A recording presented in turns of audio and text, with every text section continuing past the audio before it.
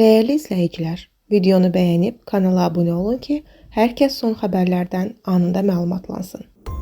Azərbaycan Respublikasının birinci vitse-prezidenti Mehriban Əliyeva rəsmi Instagram hesabında Zəfər günü ilə bağlı paylaşım edib. Xəbər verilir ki, paylaşımda qeyd olunur.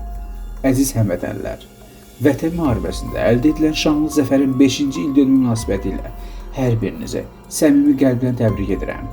Bugünkü bayramı qəhrəman xalq kimi başımız uca qeyd etdiyimizə görə bizə, prezidentimizə, cəsarətli əskər və zabitlərimizə təşəkkür edirəm. Allah vətən uğrunda həlak olmuş bütün şəhidlərimizə rəhmət eləsin. Uca Tanrı xalqımızı və vətənimizi qorusun.